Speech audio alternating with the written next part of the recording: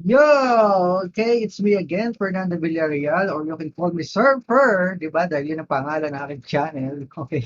So ngayon, ang pag-uusapan naman natin ay paano ba mag-build ng budget PC ngayong 2020. Alright, so before ko natin pag-usapan yan, let's play the intro video.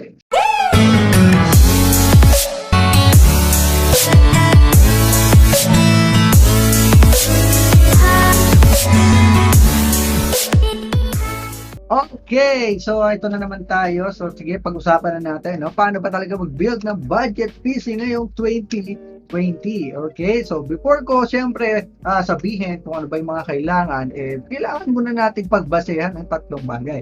Okay? Ano-ano ba yung tatlong bagay na dapat natin consider kung bibili tayo ng PC? Siyempre, unang-una, budget. Diba? Kung magkano ba ang kaya ng ating bulsa. Okay? Kasi siyempre, kahit sabihin natin budget PC ano, kung medyo nakakaluwag-luwag naman, tayo sa medyo mas maganda. Okay? So, siyempre, mas mahal ang gagastusin mo, mas maganda ang kaya mong bilhin. Okay? Pangalawa, kesa may tinatawag naman natin na purpose. Diba, para saan ba? Bakit ka ba bibili ng PC? Saan mo ba gagamitin? Pang schooling ba? Pang work from home ba? Pang gaming ba? So, depende. At pangatlo, sa preference mo. Sa kagustuhan mo, di ba? Kasi may mga tao na more of gusto nila, maganda yung PC nila in terms of itsura, sa mga pailaw-ilaw, design, di ba? At meron naman tao walang pakialam sa itsura ng PC nila, basta maganda yung performance. Di ba? So ngayon, pag-usapan natin, paano ba pag-build ng budget PC ngayong 2020, okay?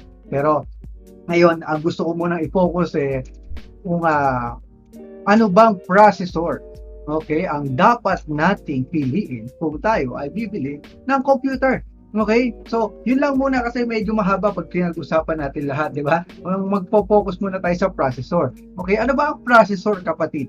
Ang processor po, or yung tinatawag ho nila na CPU, ito ho yung pinaka tinatawag na brain of the computer. Diba? Ito yung pinakautak ng computer na kung saan siya yung nagpo-proseso at gumagawa ng lahat ng trabaho sa computer. Okay? Kaya very, very important. Ito yung unang-una nating dapat malaman kapag bibili tayo ng computer.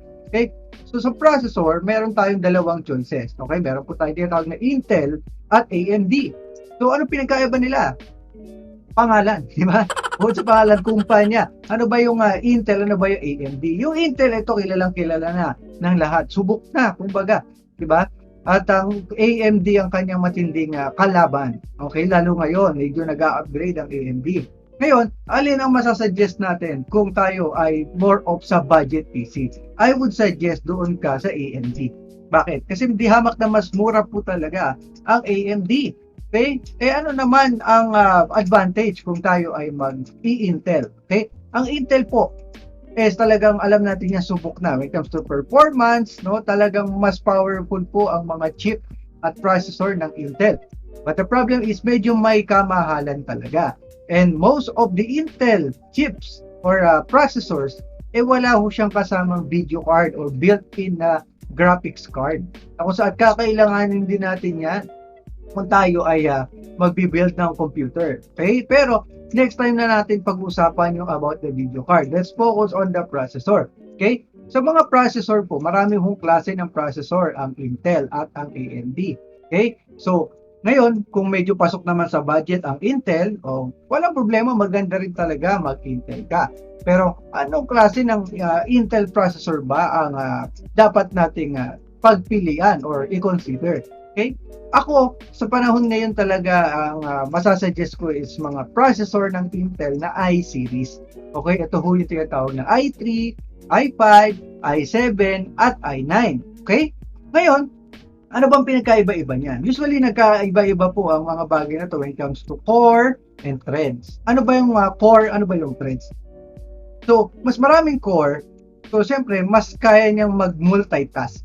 Okay? So, hindi porket maraming core, mas mabilis na. Okay? So, ibig sabihin yan, kung ikaw ay single application lang naman, yung usually ginagamit mo, bihira ka naman mag-multitask, kahit single core na processor lang, panalo ka na.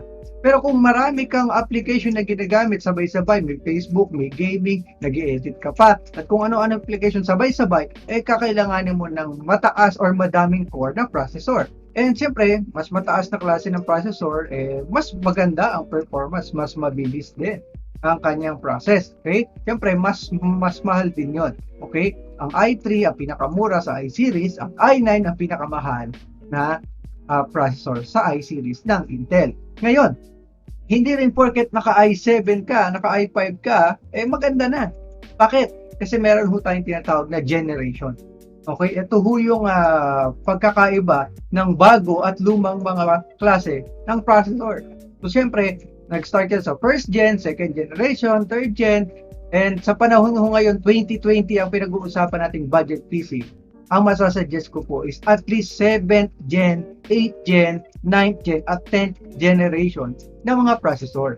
Okay? Kahit pa naka i7 ka, kung first generation yan, medyo mabagal na yung performance. Kumbaga ba sa tao, medyo may katandaan na. Kaya medyo mahina na, medyo mabagal na.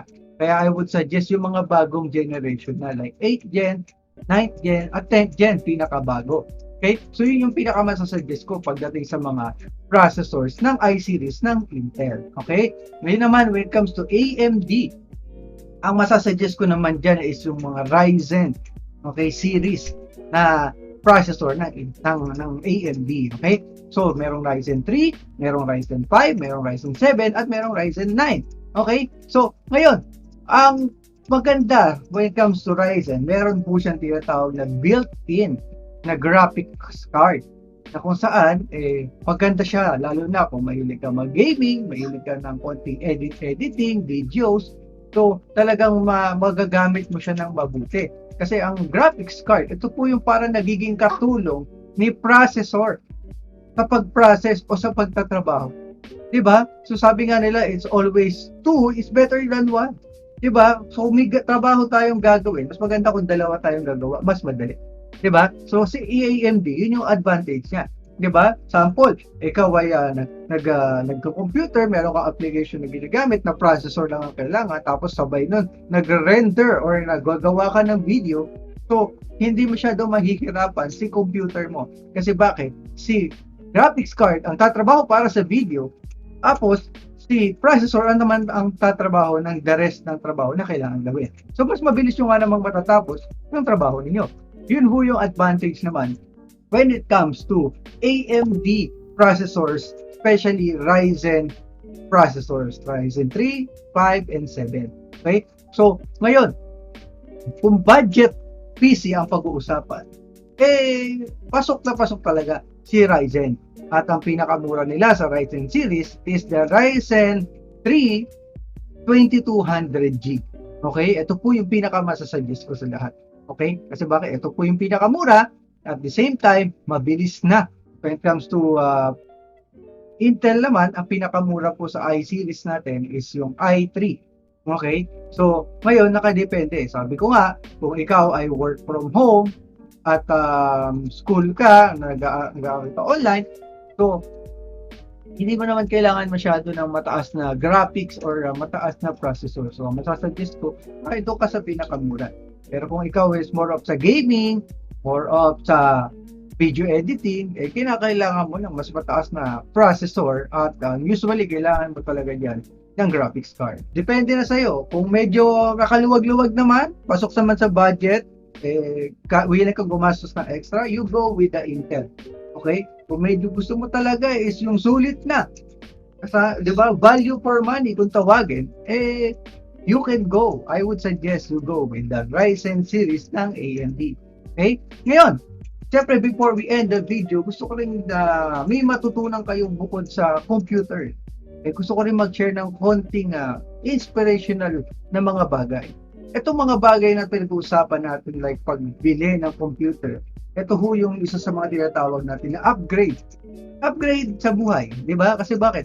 Instead na tayo ay gumagamit lang ng cellphone or mga kung ano-anong bagay na para tayo ay makakonect sa social media or sa internet, maaari tayong bumili ng mga computer, diba, PC, para i-upgrade yung tools natin.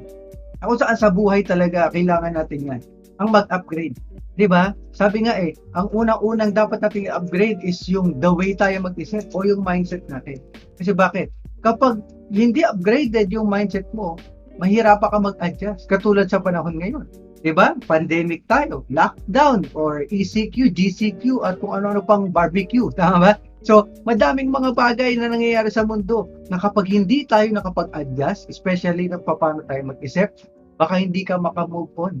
Diba? Baka mabuhay ka pa rin sa nakaraan at alam mo yun, mahirapan ka sa panibagong mga bagay-bagay o tinatawag nila na new normal. Katulad yan na ngayon halos lahat online na lang.